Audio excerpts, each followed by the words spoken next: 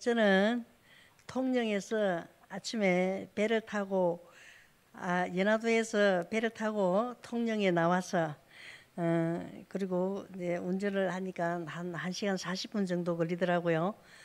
오늘 저희 연화도 교회에서는 아침 일부 예배 6시에 드렸습니다. 6시에 예배를 드리고 이렇게 달려왔습니다. 그리고 거양교회는 제가 평소에도 굉장히 감사드리고 꼭 한번 와보고 싶었는데 오늘 드디어 이렇게 와서 여러분들에게 목사님도 뵙고 직접 이렇게 인사드리게 되어서 참으로 감사드립니다. 우리 거양교회는 제가 연화도교회 부임한 지가 이제 4년 차인데요. 그 이전부터 연화도교회를 이렇게 후원을 하고 계셨더라고요. 그리고 지난 4월 달에는 이게 이동석 집사님 저희 연화도교회에 오셔서 피아노 조율도 해주시고 그래 같이 이렇게 예배를 드렸습니다. 그래서 제가 오늘 온다고 전화를 드렸더니 오늘 그 집회 가신다고 그래서 오늘 얼굴은 보지 못할 것 같습니다. 늘 감사하게 이렇게 생각을 하고 있습니다. 특히 오늘 김기태 담임 목사님, 육여전대호 우리 석혜민 회장님 비롯한 회원님, 거양교회 성도님들 다시 한번 정말 감사드립니다. 저희 연화도를 여러분 연화도에 혹시 많이 오셨죠? 오신 분도 계실 것이고 아직 연화도 얘기만 들었지 우리 예전도에서 아니면 우리 남성교회에서 후원을 하는데 연화도에 대해서 잘 모르겠다 이렇게 생각하시는 분들도 계실 것 같아서 제가 연화도를 잠시 소개를 해드리겠습니다. 통영에서 배를 타고 1시간 들어갑니다. 연화도에는 지금 한 100세대의 인구는 한 140여 명으로 이렇게 마을 분포는 본촌 마을과 동두 마을로 이렇게 분류가 되어 있고요. 관공서로는 욕지 초등학교, 월량 분교, 지금 분교고 학생이 지금 2명이 있습니다. 그리고 마을에 보건진료소가 있습니다. 유일한 관공서고. 그리고 연화사라는 큰 절이 있습니다. 와보신 분들은 아시겠지만은 아주 많은 관광객들이 오고 있습니다. 연화도 교회는 1985년 4월 30일 날 한 성도 가정에서 연화도 교회가 설립이 되었다고 합니다. 올해로 38년이 되었고요.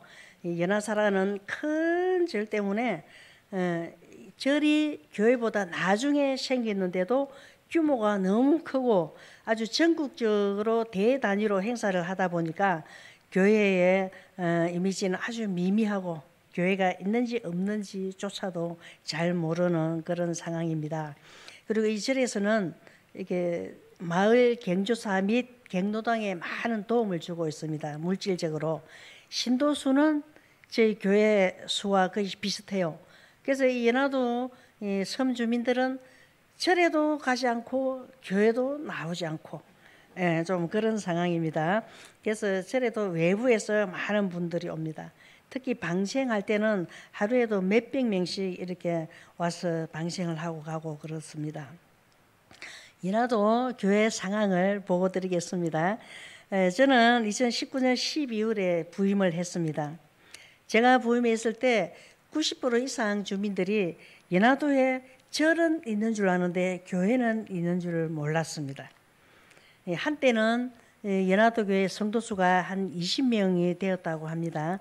그런데 1세대 성도님들이 돌아가시거나 요양원으로 가시고 또 아이들 교육 때문에 통영으로 나가시고 젊은이들도 객지로 나가고 그래서 그야말로 고향을 지키고 있는 분 아주 소수만 있습니다.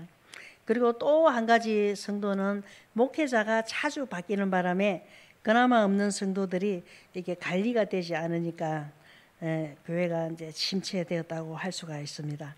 제가 부임했을 때는 성도로는 횟집을 경영하는 집사님 한 가정이 있습니다. 그리고 정신지체 장애인 여자 한 명이 있었고요. 3명이 있었는데 이 횟집을 경영하는 여자 집사님은 장사에 바빠서 관광객이 없는 겨울에만 가끔 출석을 하십니다. 지금 부임 되게 4년 차이고요. 지금 저희 교회 성도는 안수 집사 2분을 작년에 이렇게 세웠고요. 집사 3분, 유치부 1명이 있습니다.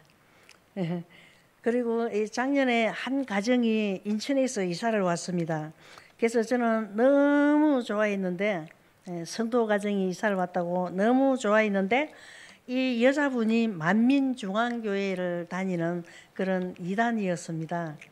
그래서 지금 섬이라고 해서 이제 이단의 안전지역은 아니라는 겁니다. 그래서 여러분들 섬에 있는 교회들을 위해서 기도 많이 해주시기를 부탁드립니다. 하지만 저희 연화도 교회는 저를 포함한 7명의 성도들이 정말 복음의 불모지역이며 또한 우상 숭배가 아주 팽배합니다. 그 연화도에서 주님께서 명령하신 마지막 지상 명령, 땅끝까지 복음을 전하는 일을 잘 수행하고 있습니다. 그래서 여러분들은 이 부산 지역에서, 저는 연화도에서 같은 하나님 복음을 전하는 일에 열심을 다하고 있다, 이렇게 말씀을 드립니다. 제가 4년을 이게 섬 주민들하고 생활을 하면서 왜 섬 사람들이 사람들하고 교류를 하지 않을까? 왜 자기만의 생각을 가지고 그 아집이라고 그러죠. 도대체 누구의 말을 들으려고 하지 않는, 거의 다 그렇습니다. 섬 주민들이. 그래서 제가 4년 동안 옆에서 열심히 지켜보면서 저는 한 분을 만나면 어떻게 하면 이분을 전도할까 오로지 그 생각밖에 없거든요. 그래서 제가 4년을 지나면서 100% 맞는 건 아니지만 나름대로 깨달은 게 있습니다. 이 섬 주민들은 혼자서 무엇이든지 혼자서 해결하고 내 생명, 내 안전도 혼자서 해결해야지 그 누구도 지켜주고 도와주는 사람이 없더라는 겁니다. 때로는 거친 파도와 싸워야 할 때도 있고요. 또 태풍이 밀려오면 본인은 물론 그 전 재산인 배를 이렇게 육지로 끌어올려서 이렇게 관리를 해야 되는 그러한 위급한 상황에서도 혼자서 모든 것을 해결하고 내 안전, 내 생명도 혼자서 지켜야 된다는 그러한 사고가 이게 깊어지다 보니까 폐쇄적인 사고로 이렇게 변화되었고, 다른 사람들, 그 어떤 사람 말도 듣지 않으려고 하는. 그래서 목사가 복음을 전해도 그래요, 말은 좋은 말이네요, 이렇게 얘기들을 많이 합니다. 그래서 제가 지금은 이제 전도 방법을 바꿨습니다. 이전에는 크리스마스 때, 부활절, 추수감사 이럴 때 이렇게 또 경로당에 노인의 날이 있거든요. 이때는 제가 이제 선물을 해가지고 이렇게 다 이렇게 해드렸는데 그게 아무 소용이 없더라는 사실을 제가 알았습니다. 그래서 요즘에는 무슨 명분이든 명분을 만들어서 그 주민들을 교회를 오시게 하는 겁니다.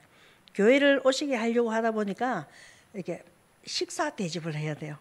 그래서 반찬은 없지만 때로는 떡국을 끓이고 국수를 삶고 해가지고 무조건 교회에 한번 와보시라고, 예수 믿으라 이런 말도 하지 않고요, 그냥 식사하러 오시라고, 그냥 우리 간단하게 국수 한 그릇 드시게 교회로 오시라고 이렇게. 그리고 또 한꺼번에 여러 명을 하다 보니까 효과가 없습니다. 그래서 이제 가족 단위로 이렇게 이제 전도를 하고 있습니다. 교회 나오세요 이 말을 하지 않습니다. 그냥 인간관계가 형성이 되다 보면 언젠가는 때가 되면은 하나님께서 저분들 마음을 움직여 주시지 않을까, 이렇게 생각을 하고 있습니다. 그래서 이제 저는 동네에 경조사는 다 참석을 합니다.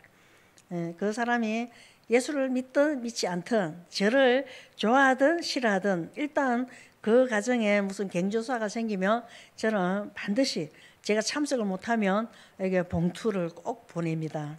그래서 연화도 교회가 전성기였을 때 성도 수가 20명이었는데 제가 처음 부임할 때부터 하나님한테 그 기도를 했었습니다. 20명의 성도를 다시 만들어 보자. 그래서 지금 7명의 성도들이 날마다 기도하면서 이렇게 전도하려고 그때마다 작전을 바꾸어가면서 이렇게 잘 교회를 섬기고 또 주민들하고 이렇게 같이 잘 지내고 있습니다. 여기까지 연화도 교회 소개와 연화도 교회 근황을 이제 성도님들에게 이렇게 보고를 드렸습니다. 오늘 우리가 읽은 본문 말씀은 많은 목사님들에게 설교를 많이 들으셨을 만한 그러한 본문이고 너무 잘 아는 말씀입니다. 그렇죠? 예수님께서 베다니 나병 환자 시몬의 집에서 식사를 하고 계실 때 참으로 말은 하지 않지만 그 동네에서 없어져 버렸으면 하는 그러한 한 여인이 와서 매우 값진 향유 한 옥합을 깨뜨려서 예수님 머리에 붓고 자기 머리카락으로 예수님 발등을 씻겨 드렸다라는 이런 내용의 말씀을 우리가 지금 읽어봤습니다. 이 여자에 대해서 요한복음 12장에서는요, 죽었다가 살아난 나사로의 누이 마리아 이렇게 기록하고 있습니다. 또한 마태복음 26장에서는 한 여자가 매우 귀한 향유 한 옥합을 가지고 식사하시는 예수님의 머리에 부었다 이렇게 기록을 하고 있습니다. 그런데 중요한 것은 그 여자가 마리아이든 한 여자이든 그것이 오늘 우리에게 중요한 것은 아닙니다. 그 여자의 주님에 대한 헌신, 오늘 6여전도의 헌신 예배이지 않습니까? 그런데 이 헌신 또한 그 여자에 대한 주님의 영원한 칭찬이었습니다. 주님께서 이 여자에게 어떻게 칭찬을 하십니까? 이렇게 칭찬을 하시죠. 천하에 어디서든지 복음이 전파되는 곳에는 이 여자가 행한 일도 말하며 이 여자도 기억하라고 이렇게 예수님께서 지금 칭찬을 하고 계십니다. 복음은 영원히 주님 오시는 그날까지 전파가 될 것이고 이 여자의 행한 일도 영원히 기억이 될 것이라는 것이죠. 이곳 부산에서도 바다 멀리 연화도에서도 영원히 복음은 전파되며 기억이 될 것입니다. 오늘 헌신 예배를 드리는 6여전도의 회원님들 또한 그양교회 성도님들 주님으로부터 영원한 칭찬을 듣고 싶지 않으십니까? 다 칭찬 듣고 싶죠. 저도 칭찬 듣고 싶습니다. 그래서 저도 열심히 연화도에서 정말 제가 할 수 있는 일은 다 하고 있습니다. 근데 속으로 혹시 이렇게 생각하실 분도 계실지 몰라요. 에이, 나는 지금까지 헌신 잘 하고 있는데 뭐 여기서 더 이상 어떻게 더 이상 무슨 헌신이 필요해? 이렇게 행여나 혹시나 생각할 수도 있는데요. 우리는 시간을 드리고 때로는 몸을 들여 헌신하고 물질도 드리고 생명도 드리면서 지금 신앙생활을 하고 있습니다. 맞습니까? 여러분 그렇게 신앙생활을 하고 계시죠? 그렇게 드리고 헌신을 해도 우리가 몸을 드리고 시간을 드리고 물질을 드리고 이렇게 헌신을 해도 주님께서 받으시고 칭찬하는 그러한 헌신이라야 한다는 겁니다. 동의하십니까? 예. 가인처럼 드리고 또한 가롯 유다처럼 헌신을 하면 참 헌신이 아닐 뿐 아니라 차라리 나지 않은 것만 못하고 드리지 않은 것만 못한 것이라고 성경에서 잘 우리에게 설명을 해주고 있습니다. 오늘 본문 말씀에 주님으로부터 영원히 칭찬 듣는 헌신이 있습니다. 우리 오늘 본문 다 읽어봤죠? 그럼 어떻게 드리는 것이 주님으로부터 칭찬 듣는 헌신일까요? 네. 그걸 한 몇 가지만 우리가 본문을 통해서 살펴보기를 원하는데요. 칭찬하시기 전에 먼저 주님께서는 잘못된 헌신에 대해서 말씀을 하고 있습니다. 오늘 14장 4절 7절 말씀에 어떤 사람들이 화를 내어 서로 말하되 어찌하여 이 향유를 허비하는가? 이 향유를 300데나리온 이상에 팔아 가난한 자들에게 줄 수 있었겠도다 하며 그 여자를 책망하는지라. 예수께서 이르시되 가만두라. 너희가 어찌하여 그를 괴롭게 하느냐? 그가 내게 좋은 일을 하였느니라. 가난한 자들은 항상 너희와 함께 있으니 아무 때라도 원하는 대로 도울 수 있거니와 나는 너희와 항상 함께 있지 아니하니라. 아멘. 우리는 해마다 연례 행사처럼 올해도 태풍 피해가 많았습니다. 저희 연화도에는 아주 태풍 피해가 많았습니다. 작년에는 태풍으로 인해서 저희 교회도 피해를 많이 입었습니다. 또한 홍수로 인해서 물난리도 많이 만났죠. 이런 일들을 통해서 많은 이재민들이 삶의 터전을 잃고 지금도 집으로 돌아가지 못하고 작은 컨테이너에서 살고 있는 그런 분들도 많습니다. 그래서 우리가 살아가면서 어떤 종류의 재난을, 고통을 당하는 그러한 경우가 있습니다. 이럴 때 어떻게 해요? 우리나라 사람들이 참 정적인 민족이라 이렇게 표현을 하죠. 이럴 때는 우리나라 온 국민들이 어려움을 당한 이웃을 돕기 위해 거족적으로 모금 운동을 하죠. 무슨 일이 탁 터졌다 하면 모금 운동을 제일 잘하는 민족이 우리나라 민족인 것 같아요. 어려운 이웃들을 돕기 위해서 모금 운동도 하고 가서 봉사도 하고 그렇게 하면서 우리 민족애를 또한 한민족 공동체 의식을 발휘하는 게 우리나라 민족입니다. 이런 우리나라의 현상들이 얼마나 아름답고 귀한지 외국 사람들이 다 놀라면서 우리나라 민족성을 크게 칭찬을 하고 있다고 이렇게 얘기를 합니다. 그런데 이런 일들을 하는 교회들에게 유난히 일반인들, 세상 사람들 시선은 따갑기만 합니다. 그래서 교회는요, 잘해도 욕을 먹고 안 하고 가만히 있으면 왜 가만히 있느냐고 이렇게 욕을 하고 자기들은 아무것도 하지도 않으면서 이렇게 하고 있습니다.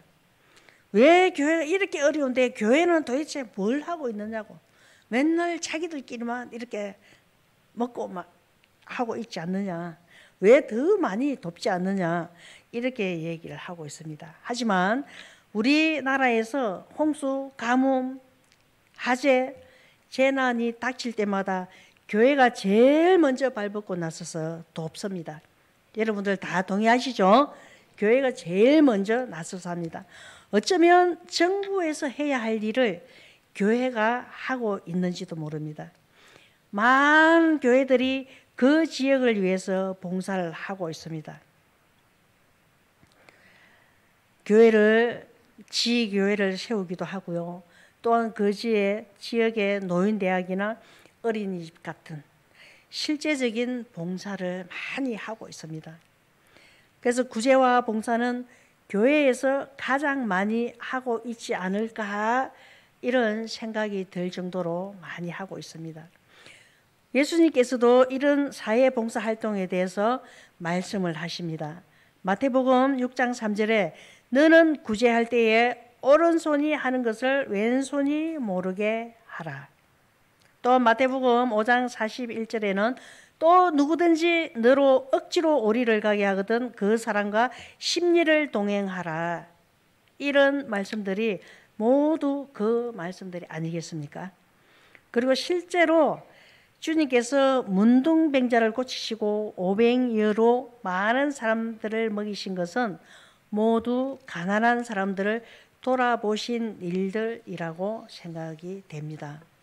그러나 이런 구제 사업이나 사회봉사 사업이 우리 기독교의 본질적인 모습은 결코 아니라는 겁니다. 주님께서 500여로 많은 사람을 먹이신 것도, 병든 사람을 고치신 것도, 죽은 사람을 살리신 것도 모두 하나님의 영광을 위하며 그 일을 통해 죄인들을 구원하시기 위함입니다. 믿습니까? 주님은 이런 잘못된 선행에 대해 지금 책망을 하고 계십니다. 많은 사람들이 주님을 나타내기 위한 선행보다는 자기들의 이름을 나타내기 위한 선행들을 하려고 합니다. 연말 되면 사회복지관 어떤 시설에 많은 선물 더미를 가지고 가서 이렇게 모여서 사진 찍는 모습들 여러분 우리가 연말 되면 많이 보고 있죠. 그것은 주님을 위한 헌신도 아니요 하나님의 영광을 나타내는 것도 또한 아닙니다. 어떻게 하나님의 자녀들이 믿지 않은 죄인들과 같이, 믿지 않는 세상 사람들과 같이 똑같이 하면서 하나님께 칭찬을 받을 수가 있겠습니까? 네, 여기까지 우리가 잘못된 헌신을 한번 생각을 해봤습니다. 그렇다면 올바른 헌신은 무엇일까요? 한 몇 가지로 살펴보기를 원하는데요. 먼저 주님에게 드리는 헌신입니다. 하나님께서는 히브리 사람들에게 늘 당부하신 말씀, 가장 좋은 것, 가장 먼저 얻은 것, 첫 새끼, 첫 이삭들은 모두 하나님께 드리라고 구약에 이렇게 말씀을 하고 있습니다. 그리고 하나님께 드린 것을 나누어 먹으라고 이렇게 말씀을 하십니다. 사람도 첫 아들은 주님께 드려야 합니다. 다른 일을 시켜서는 안 되는 것입니다. 그런데 모든 가정에서 첫 아들을 하나님께 드리게 되면 수가 너무 많아서 복잡하겠죠. 또 혹시 저 잘난 아들은 내가 가지고 좀 못한 이 아들을 하나님께 드릴 수도 있는, 속이는 사람도 있을 수 있으므로 첫 아들 대신 레위 지파를 하나님께 드리게 됩니다. 하나님을 섬기게 하고 나머지 11지파 아들들은 헌금 3개를 드리도록 이렇게 했습니다. 레위기 27장에서 이렇게 잘 설명을 하고 있습니다. 또한 주님의 죽음을 준비한 헌신입니다. 주님이 기뻐하시고 주님이 받으시는 헌신을 지금 우리는 생각하고 있습니다. 마가복음 14장 8절, 저가 힘을 다하여 내 몸에 향유를 부어 내 장사를 미리 준비하였느니라, 이렇게 말씀을 하시죠. 주님께서 이 여자의 헌신에 대해 결정적인 칭찬을 하신 이유가 여기 있습니다. 주님의 죽으심을 미리 준비한 기름 부음이라는 겁니다. 주님이 지금 예수님께서 잡혀서 십자가에 못 박혀서 돌아가실 일을 앞두고 있는 그런 상황이거든요. 주님의 죽으심은 죄인들의 죄를 속죄하심을 말합니다. 그리고 그것은 메시아의 죽음을 말합니다. 사람이 죽는다고 사람의 죄를 속할 수가 있습니까? 사람은 결코 사람의 죄를 속할 수 없습니다. 다만 메시아의 죽으심은 죄인들의 죄를 속죄하는, 용서하는 죽음인 것입니다. 그리고 주님이 메시아이심은 이 여자가 예수님의 머리에 기름을 부음으로 확인이 되었습니다. 즉 주님께서는 이 여자의 기름 부음에 메시아의 죽음을 준비한 신앙 고백으로 속죄의 감격이 있는 기름 부음이라 이렇게 예수님께서 인정을 하신 겁니다. 우리들의 헌신이, 저와 여러분의 헌신이 이 수준까지 되어야 한다는 그 말씀입니다. 여러분들 아멘 하십니까? 주님께서 나를 위해 죽으신 그 은혜에 대한 감격과 감사가 있는 그러한 헌신을 주님께서는 받으신다는 겁니다. 또한 주님께서는 힘대로 정성을 다한 그러한 봉사와 헌신을 받으신다고 이렇게 말씀하시네요. 우리 주님께서는 많고 적음의 액수를 결코 원하지도 바라지도 않는다고 말씀합니다. 주님은 한 가부에 2렙돈 드리는 것을 보시고 칭찬을 하십니다. 마가복음 12장 42절 43절입니다. 한 가난한 가부는 와서 2렙돈 곧 한 고란트를 넣는지라. 예수께서 제자들을 부르다가 이르시되 내가 진실로 너희에게 이르노니 이 가난한 가부는 헌금함에 넣는 모든 사람보다 많이 넣었도다. 아멘. 예수님께서 이렇게 칭찬을 하십니다. 많이 가진 사람은 많은 11조를 할 수 있습니다. 많은 감사헌금을 할 수 있습니다. 그렇지만 이 가난한 가부는 2렙돈을 헌금함에 넣었는데 우리 주님께서 전 재산을 넣었다. 전 재산을 나를 위해 헌금을 하였다. 이렇게 지금 칭찬을 하고 계십니다. 가부의 2렙돈을 모든 사람이 넣은 것보다 더 많다 이렇게 표현을 하고 계십니다. 그래서 값진 것은 크고 작고 액수가 많고 작고가 아니라 정성을 다하는 것을 말씀합니다. 그러면 여러분 처음에 그러면 뭘 어떻게 내가 드려야 된단 말이야. 지금까지 내가 이렇게 헌신을 하고 했는데 내가 뭘 어떻게 더 이상 더 해. 행여나 이렇게 생각을 하셨다면 그 의문이 이제 다 해소가 되시죠. 우리 주님께서는 우리의 중심을 보신다는 겁니다. 하나님께 정성을 다해야 한다는 결정적인 말씀이 구약 성경 에스겔서에 잘 기록이 되어 있습니다. 에스겔서 46장 1절로 8절 말씀인데요. 그 소재는 순양 하나에는 밀가루 한 에바요 모든 어린 양에는 그 힘대로 할 것이며 밀가루 한 에바에는 기름 한 흰식이니라 이렇게 기록하고 있습니다. 이 말씀은 송아지를 바칠 수 있는데 예를 들어서 지금 현재 우리 이렇게 시대에서는 더 많은 11조를 바칠 수가 있는데 하지 않고 적게 누가 보더라도 저 사람은 저 정도가 아닌데 인색하게 하는 송아지를 드릴 수 있는 사람이 비둘기를 드리면 안 된다는 겁니다. 또한 비둘기를 드릴 수밖에 없는 그런 행편에 있는 사람이 빚을 내서 송아지를 드려서도 안 된다는 겁니다. 그럼 무슨 뜻입니까? 행편대로 하나님께서는 중심을 보시기 때문에 행편대로 대신 정성을 다하여 드리라는 말씀입니다. 이 여인이 주님을 위해 드린 기름은 우리가 읽은 본문에 보니까 300데나리온의 값이라고 이렇게 말씀합니다. 그런데 이 돈은 우리가 잘 아는 500이어의 빌립이 주님에게 말씀하시죠. 저 사람들에게 먹을 것을 주라 할 때 주님께서 네가 가서 주라 이렇게 하니까 빌립이 이렇게 얘기합니다. 저 사람들을 다 먹이려면 200데나리온의 떡이 있어야 됩니다. 이렇게 말씀하시죠. 맞습니까? 예. 이때 남자만 5천 명이 먹었다 그랬죠. 예. 여자 아이들은 다 빼고.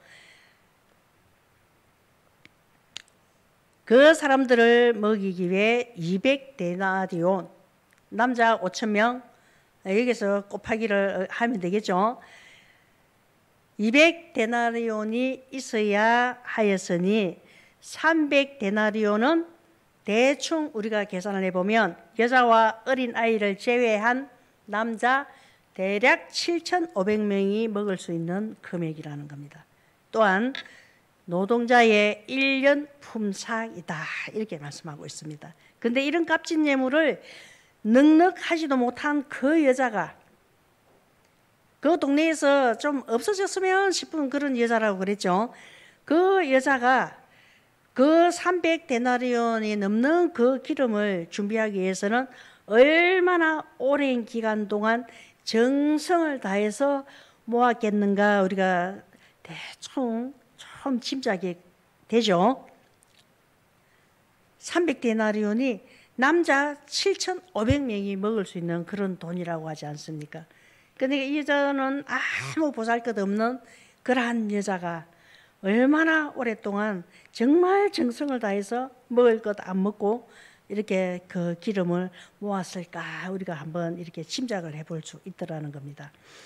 이런 의미에서 볼 때 오늘 우리들이 하나님께 정성을 다해 예물을 드리며 몸을 바쳐 헌신하고 있는지 정말 하나님께 내 중심을 드리고 있는지 한번 돌아보지 않을 수가 없더라는 겁니다. 오늘 본문에 나오는 이 여자를 보면서 정말 나는 나의 전부를 하나님 앞에 온전히 드리고 있나. 액수에 중요하지 않다고 말씀드렸죠. 중심을 보시는 주님이시라는 겁니다. 또한 이 헌신도 시간을 잘 맞춰야 한다는 겁니다. 지금 많은 사람들이 주장하는 대로 가난한 사람들을 돕는 그런 시간이 아닙니다. 지금 이 여자가 예수님 머리에 기름을 부은 이 시간이요, 주님의 죽음을 준비하는 그러한 시간입니다. 그래서 때를 잘 분별하는 그러한 영적 분별력도 우리에게 있어야 합니다. 주님께서는 요한복음 7장 6절에서 예수께서 이르시되 내 때는 아직 이르지 아니하였거니와 너희 때는 늘 준비되어 있느니라, 이렇게 말씀을 합니다. 가난한 사람들을 도울 수 있는 기회는 얼마든지 있다는 뜻이죠. 주님의 죽으심에 동참할 기회는 단 한 번밖에 없다라는 겁니다. 이것이 바로 하나님을 섬기는 일이다. 내 마음에 감동은 오지만 일 하다 보면 내가 좀 이렇게 힘든데, 그러면서 조금 나중에 여러분 혹시 이럴 때가 여러분들은 없으시겠죠? 저는 그럴 때가 많았습니다. 저는 오늘 예전도 헌신 예배이지 않습니까? 저는 팽신도로, 성도로, 집사로 그때는 한 35년 했습니다. 교회를 섬겼습니다. 그럼 여러분 보세요. 제가 예전도 회장을 얼마나 많이 했겠습니까? 주일학교, 중고등부, 얼마나 많은 교회 봉사를 했겠습니까? 그래서 제가 목사를 되면서도 저는 성도 같은 목사가 되자, 저는 이런 기도를 제 나름대로, 제가 성도로 오래 신앙생활을 하면서 나름대로 그런 생각을 가졌습니다. 그래서 여러분들, 목사가, 지금은 제가 목사죠. 하지만은 목사이기 때문에 하는 얘기가 아니고요. 정말 그래서 제가 신앙생활을 할 때도 정말 하나님께서 이런 감동을 주시는데도 제가 이걸 데리고 나면 너무나 제 행편이 한 달은 너무 힘들 것 같아요. 그래서 때로는 좀 이거 조금 뒤로요, 이렇게 할 때가 저는 많았더라는 겁니다. 그런데 지금 말씀에 그렇게 하지 말라는 겁니다. 때와 기회를 놓치지 말고. 근데 요 한 가지만 제가 잠시만 제 간증을 하나만 하겠습니다. 저는 이게 2남 1녀입니다. 아들 둘이고 딸이 하나인데, 제가 28살에 예수를 믿었습니다. 그리고 이제 저희 애들은 다 모태신앙이고요. 그래서 제가 제일 처음에 신앙생활 할 때 개척교회에서 신앙생활을 했습니다. 근데 개척교회에서 할 때 저는 또 성격이 긍정적이고 적극적이고 무엇이든지 최선을 다해서 하는 그런 성격입니다. 그래서 목사님이 시키면 시킨 대로, 그래서 저는 신앙생활을 하면서부터 새벽 기도를 한 번도 빠지지를 않았습니다. 그래서 신앙 훈련을 받았고요. 그랬더니 이제 제 큰 아이가 초등학교 6학년 때 개척교회 여전도 회장이 얼마나 바쁩니까? 얼마나 할 일이 많습니까? 그죠? 그러면은 식탁 위에 밥상을 차려놓고 점심을 챙겨 먹으라 큰애한테 그러고 이제 나가거든요. 그러면 이제 시장을 봐오지 않습니까? 저녁을 하려고. 그래서 보면은 이제 아이들이 엄마가 시장을 봐왔으니까 뭐 맛있는 게 있나 이렇게 열어보죠. 뭐 과일이 큰 게 있다든지 고기가 있다든지, 그러면은 동생들이 막 먹으려고 엄마 이거 먹어도 돼? 먹어도 돼? 이렇게 하죠. 그럼 저 큰애는요, 제 큰 아들이 동생들을 다 제재를 합니다. 야 임마 이거 먹으면 안 돼. 이거 목사님 갖다 드려야 돼. 그렇게 합니다. 근데 제가 저를 드러내려고 하는 게 아니고요. 저는 이렇게 제 아이를 신앙교육을 시켰습니다. 근데 제 아이들 3남매는 그게 사회적으로 이름을 드러내고 출세하고 그런 건 없습니다. 그렇지만 가정을 이루고 신앙생활 잘 하면서 지금 제 친구들은 아직도 출가를 시키지 않은 아이들도 있어요. 아들들이. 그렇지만 이 3남매는 잘 신앙생활을 하면서 지금 각 자기가 다니는 교회에서 잘 신앙생활을 하고 있습니다. 그래서 자녀들에게 부모가, 엄마의 역할이 굉장히 중요합니다. 엄마의 역할이, 가정에서 엄마의 역할이 80%, 아빠의 역할은 한 20%밖에 안 되는 것 같아요. 그래서 이 아이들이 어릴 때 신앙교육을, 그 신앙교육은 다른 거 없습니다. 엄마 아버지가 열심히 말씀대로 신앙생활 하는 거, 그러니까 제가 시키지도 않았거든요. 좋은 거 있으면은 우리 큰아들이 야 임마 이거 목사님 갖다 드려야 돼, 먹으면 안 돼. 왜 이런 말을 하겠습니까? 좋은 것 있으면은 제가 목사님한테 갖다 드렸기 때문에 우리 아이가 이걸 보고 이렇게 얘기하는 거 아니겠습니까? 예. 동의 안 하십니까? 예. 그래서 저는 제 아이들이 그냥 평범하게 이렇게 신앙생활 잘 하고 있습니다. 하나님의 은혜라고 저는 그렇게 생각해요. 제 아이들한테 아무것도 해준 게 없거든요. 그렇지만 하나님께서 우리 아이들을 다 지켜주시고 편안하게 신앙생활 할 수 있도록 여건을 다 만들어 주시더라는 겁니다. 제가 왜 이 얘기를 합니까? 여러분, 교회에 헌신할 기회가 왔을 때 놓치지 마시라는 겁니다. 그건 뭐 어떤 내용은 다 개개인 신앙에 따라서 다릅니다. 어떤 식으로 성령님께서 감동을 주실지 그건 아무도 몰라요. 그때 여러분 이게 성령님께서 주시는 생각이다 싶으면 때를 놓치지 마시라는 겁니다. 하나님께서는, 우리는 하나를 드리면 우리 하나님께서는 최하가 30배죠. 예, 그런 하나님이십니다. 또한 우리가 교회에서, 제가 엄청 30년 이상 평신도로 신앙생활을 했다 했죠. 헌신할 때 오는 시련을 극복해야 됩니다. 어떤 단체든지 앞장서 있는 리더는 좋은 소리를 못 듣습니다. 예전도 회장님들, 여기 7개 예전도회가 있다고 그러시는데요. 회장님들 다 회원님들한테 좋은 얘기들만 듣습니까? 아닙니다. 좋은 얘기 들을 수가 없습니다. 리더들은. 많은 사람들이 오늘 이 여자에게 별별 소리를 다 합니다. 책망을 합니다. 뒤에서 수건수건 흉을 봅니다. 가룟 유다 같은 사람은요, 다른 신부가 있기 때문에 아주 야단 법석을 틉니다. 그걸 팔아가지고 가난한 사람들 도움이 될 건데, 이 가룟 유다가 정말 가난한 사람들 돕고 싶어서 그랬을까요?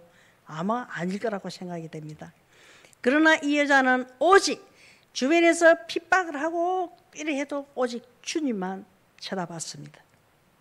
우리도 주님께 헌신함에 있어서는 주님만 생각을 해야 합니다. 사람을 보면 시험 들어요. 사람만 보면, 사람 얘기를 들으면. 그래서 하나님과 독대할 때는 사람과 사이도 어느 정도쯤은 단절할 필요가 있더라는 겁니다. 이건 제 신앙의 경험입니다. 제가 사람의 소리는 듣지 말고 하나님께 첫째 오는 건 성령님이 주시는, 그 다음에는 사람의 내 생각, 세 번째 주는 생각, 마귀가 주는 생각. 이런 얘기 여러분 많이 들으셨죠? 그래서 큰 일을 하는 사람은 큰 핍박을 당할 수밖에 없습니다. 왜? 큰 일을 하기 때문에. 작은 일을 하는 사람은 작은 어려움만 당합니다. 아무 일 하지 않은 사람은요, 아무 일도 하지 않는 사람, 어려움도 핍박도 당할 게 없죠. 일을 하지 않으니까.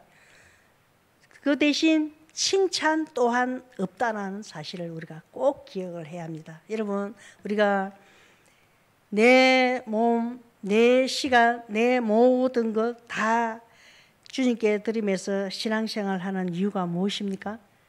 결국 주님 손잡고 천국 가기 위해서가 아니겠습니까?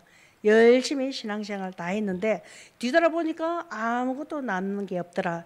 그렇게 되면 우리가 얼마나 불쌍하고 비참하겠습니까? 어려움을 겪지 않고서는, 연단을 받지 않고서는 결코 하나님의 일을 할 수가 없습니다. 제가 59에 부산장신대학원에 입학을 했습니다. 59에. 다른 사람들 은퇴할 나이에, 제가 목사가 되고 싶어서 그 나이에 신학교를 갔을까요? 아닙니다. 저는 목사하기 싫었어요. 제가 성도로 있을 때 목사님들 어려움을 겪는 걸 옆에서 너무나 많이 봤기 때문에 저는 목사 하기도 싫었고 할 생각도 없었는데, 하나님께서는 지금에 와서 보니까 저 불모지 연화도에 교회를 폐쇄하기 생긴 그곳에 저를 보내시기 위해서 저를 목사를 시키신 게 아닌가 그렇게 생각이 됩니다. 제가 목사가 되기까지 제가 받은 연단은 지금 이 얘기를 다 할 수가 없습니다. 그래서 일을 하지 않으면은 핍박도 하나님으로부터 책망도 받지 않는다.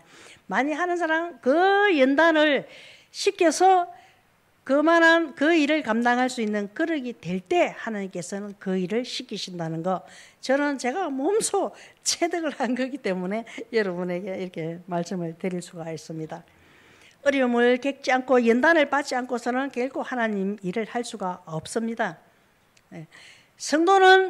우리 성도들은 잠을 자도요, 사탄은 잠을 자지 않고 호시탐탐 시시때때로 성도들을 유혹하고 넘어뜨리려고 합니다.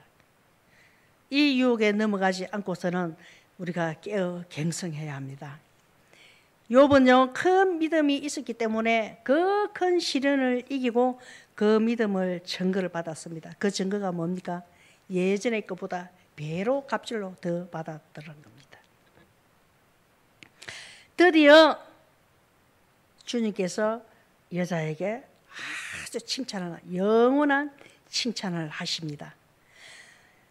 오늘 9장에 보니까 내가 진실로 너에게 이르노니 온 천하에 어디서든지 복음이 전파되는 곳에 이 여자의 행한 일도 말하여 저를 기념하리라. 아멘. 주님의 이 말씀에 의해 우리는 오늘도 이 여자의 아름답고 거룩한 헌신을 생각하고 은혜를 받습니다. 아멘. 이 여자의 헌신은 아마 이미 천국에도 다 소문이 나 있을 것 같아요. 오늘 헌신 예배를 드리는 거양교회 6여전도의 회원님 여러분, 또한 거양교회 성도님 여러분, 바른 헌신으로 주님의 영원한 칭찬을 들으시기를 정말 예수 그리스도 이름으로 축원합니다. 아멘. 잠시 기도하겠습니다.